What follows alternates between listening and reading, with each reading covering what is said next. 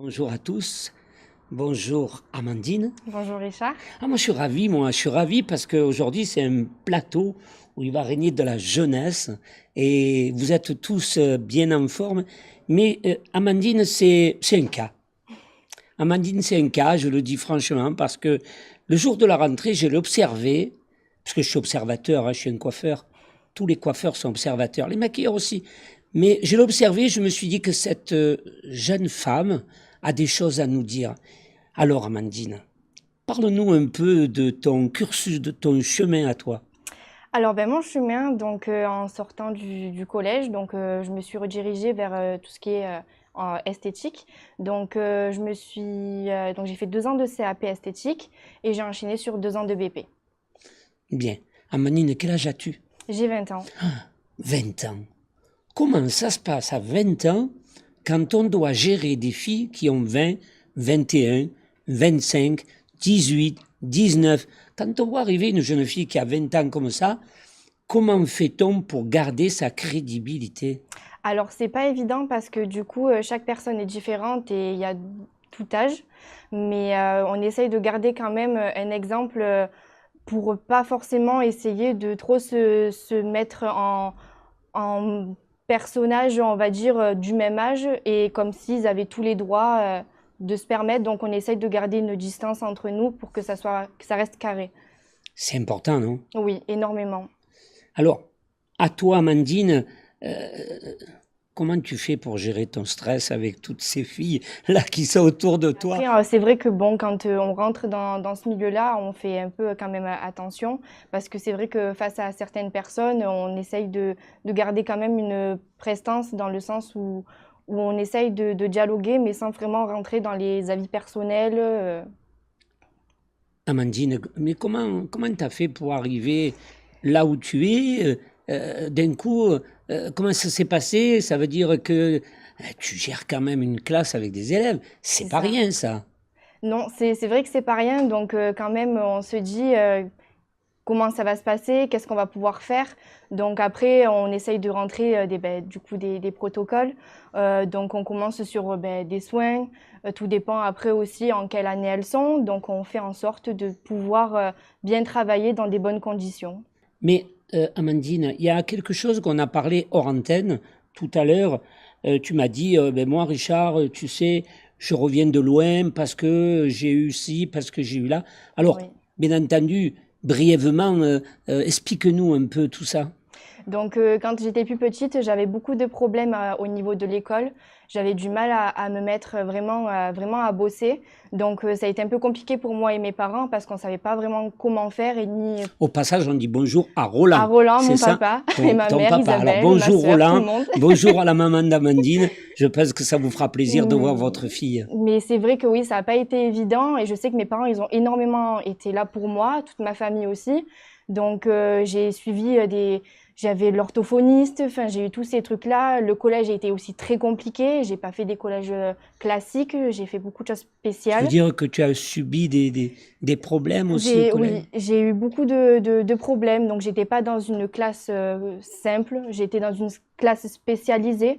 Donc, on était très peu dans cette classe-là, mais ça m'a permis en fait de m'ouvrir sur vraiment le niveau, d'avoir de belles notes, enfin ce genre de choses. Qu'est-ce que tu aurais envie, pour clôturer cette interview, Amandine, qu'est-ce que tu aurais envie de dire à des jeunes comme toi qui ont 20 ans? Qu'est-ce que tu as envie de leur dire? Pas de leur mettre un coup de pied au derrière, c'est pas ça que je veux dire, bien entendu, mais qu'est-ce que tu pourrais leur dire pour les motiver et pour leur donner envie, l'envie que tu as eu toi? Ben, si la chose que je peux dire, c'est que on peut tous y arriver si on croit en soi, même si on rencontre plein de problèmes dans la vie, sur notre chemin. C'est il faut pas s'arrêter, il faut continuer à croire en ses rêves et toujours continuer devant. Et s'il y a des obstacles, il faut les monter et tout le monde peut y arriver. On n'a pas tous la chance de vivre des choses, mais il faut s'en donner les moyens. Ça, c'est très bien. Donc, comment tu t'es sentie sur cette interview, Amandine? Ben, énormément bien, grâce à vous, parce que c'est vrai que je suis pas forcément à l'aise avec les caméras et vous avez été une personne qui m'a mis le plus à l'aise possible parce que c'est pas mon genre de choses à faire cela. Donc, je vous remercie énormément et vous êtes une très belle personne parce que je sais que sans vous, j'aurais jamais pu faire ça. Eh bien, alors ça, mes copains derrière le pupitre, eh bien, alors là, ils vont être contents. En tout cas, merci, Amandine. Ça me Merci à touche toi. beaucoup ce que tu viens de dire parce que des fois, ça fait plaisir des fois d'avoir des compliments. En tout cas, 1000 fois merci, Amandine. Et je vais demander à mes camarades de nous lancer le prochain invité parce qu'on a une invitée. Vous allez voir, elle a peut-être aussi des choses à nous dire. Merci beaucoup, Amandine. Merci à toi, Richard. Et on va lancer le reportage.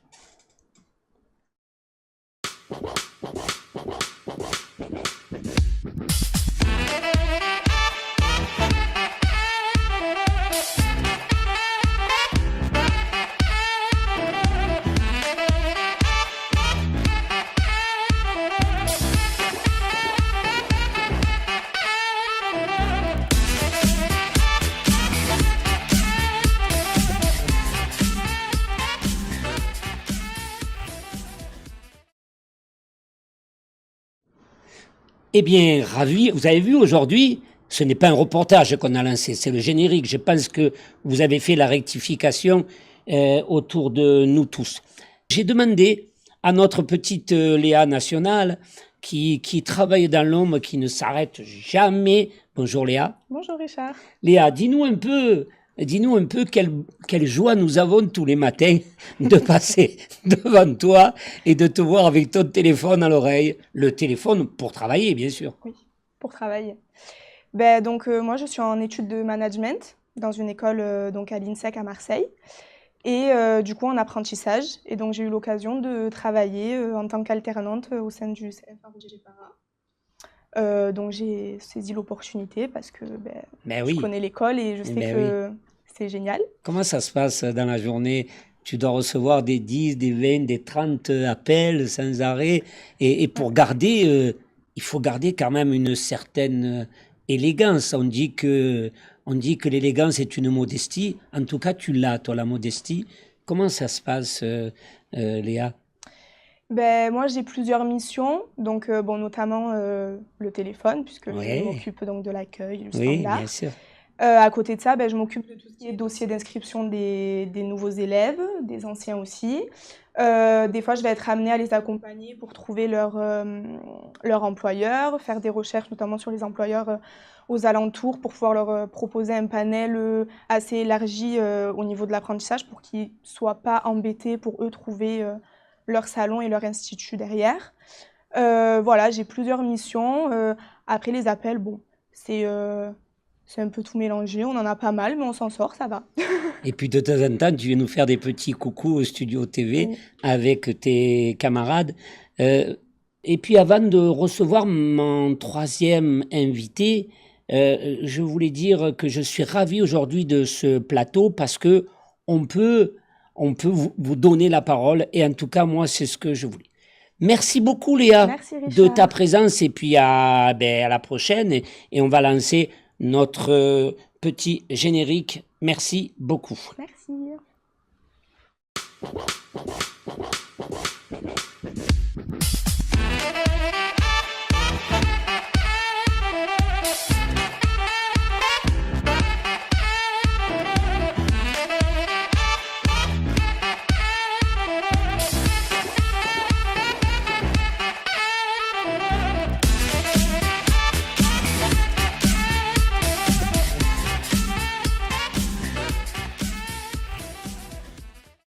Alors là, mes camarades abonnés et tous, je suis content.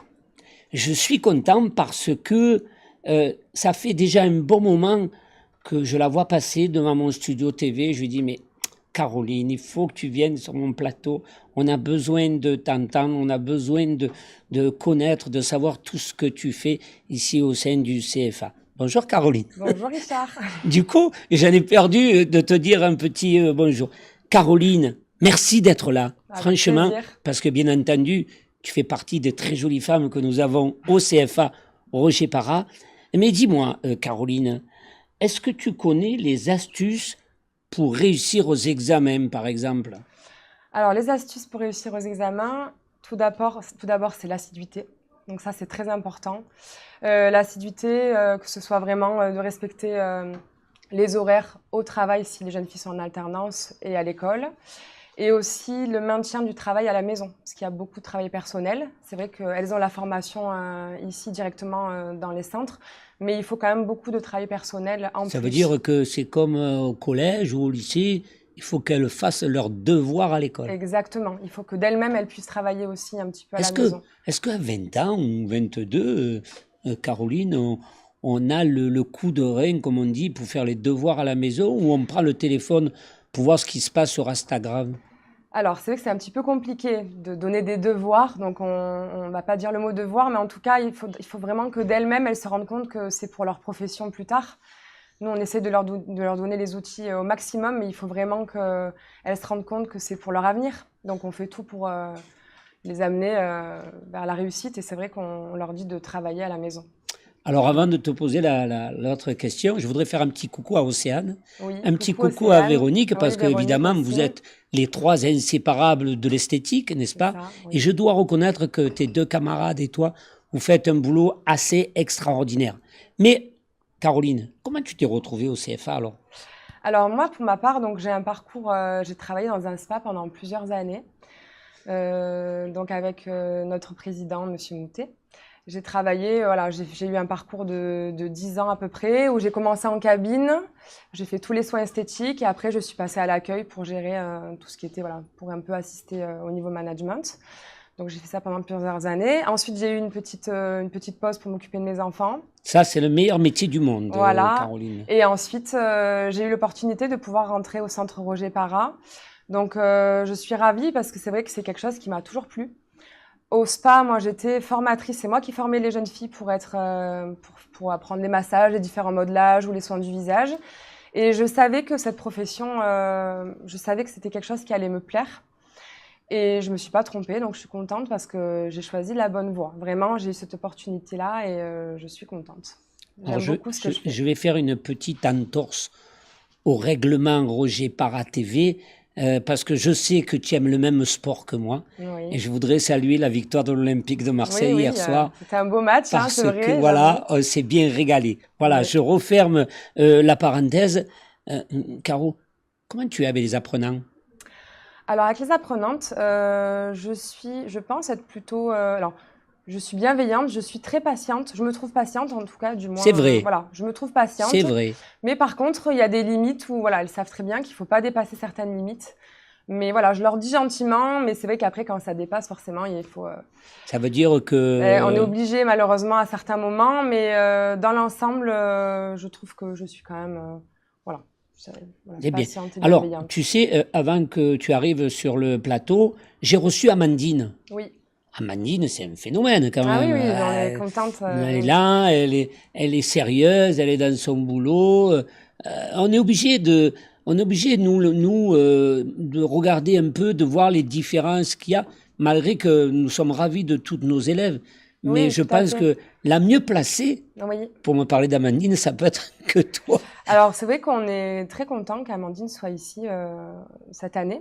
Pourquoi? Parce qu'en fait, elle va vraiment permettre de chapeauter un peu tout ce qui est clientèle.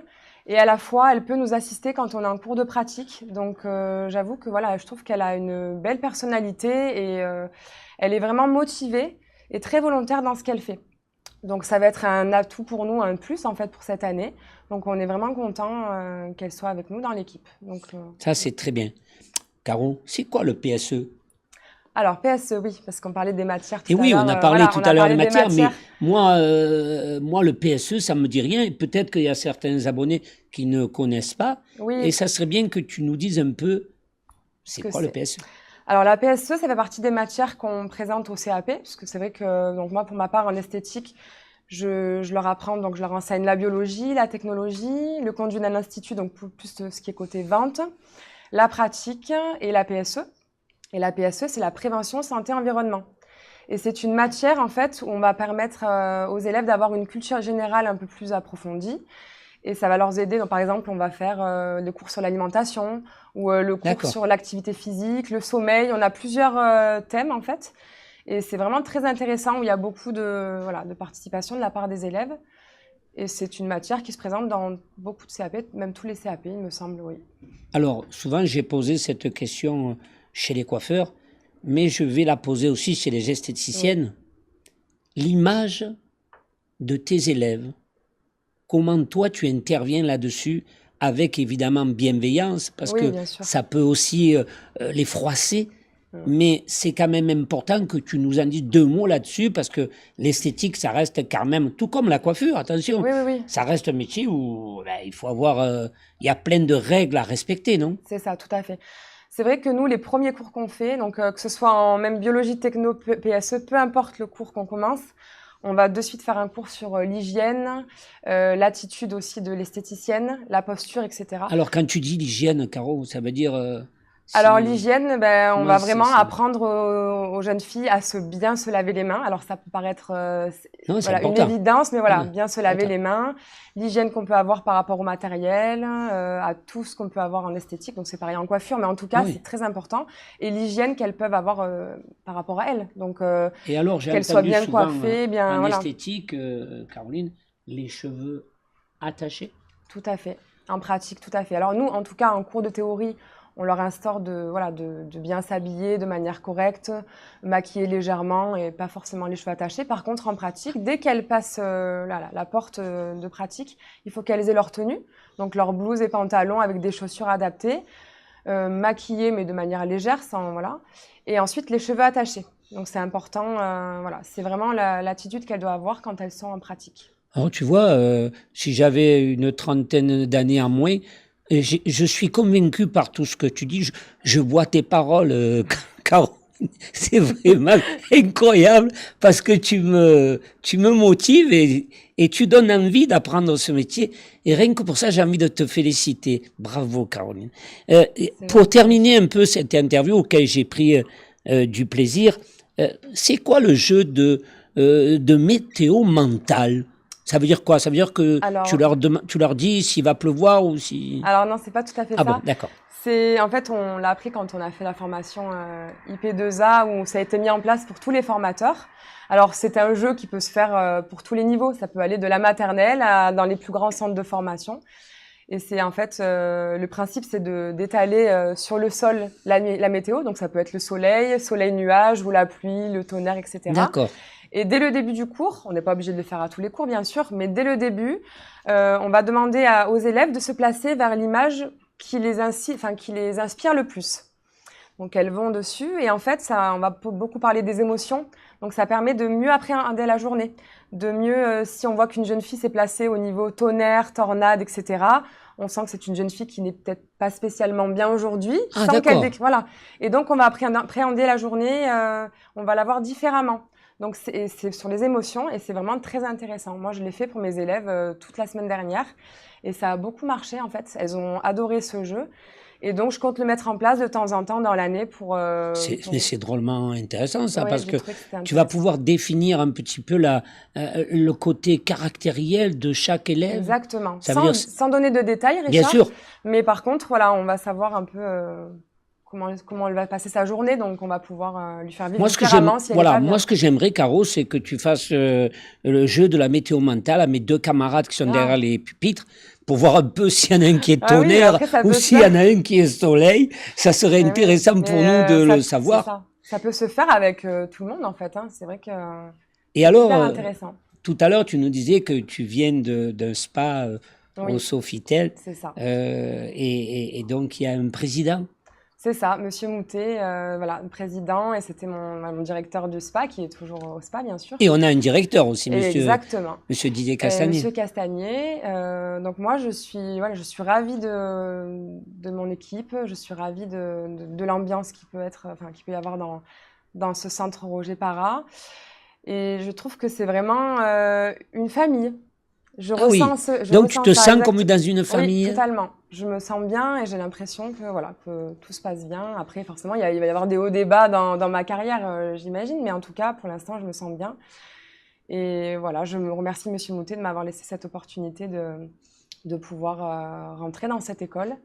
Et puis aussi à sa fille Marie Moutet aussi, puisque c'est qui est la directrice de notre centre. Eh bien, alors, si tu Voilà. te sens comme une famille, est-ce qu'on peut venir manger chez toi Ah oui, pendant quelques bien jours? sûr, Richard, avec plaisir. En tout cas, Je te remercie toi aussi, parce que c'est vrai que tu m'as laissé cette chance. Ça faisait un petit moment que tu voulais que je vienne sur le plateau. c'est vrai. Alors, soit j'avais des élèves, soit J'avoue. j'étais peut-être pas à l'aise sur le coup, mais bon, en tout cas, je savais que j'allais venir. Et donc, merci à toi, parce que tu fais un très beau travail. Je voulais quand même tenir à le dire, enfin, je voulais vraiment le dire et le préciser. Ben, je trouve que tu as toujours des bonnes idées, donc c'est très bien pour ce centre. Tu es ambitieux et je trouve que c'est très bien. En tout cas. Écoute, Merci j'en ai à un toi. peu la chair de poule. En tout cas, Caro, 1000 fois merci. Avec plaisir. Et puis, nous, on va se revoir bientôt puisqu'on Oui, se ben oui, on se croise. croise tous les Et jours. puis, à très bientôt. À bientôt, Richard. Au Merci revoir. beaucoup.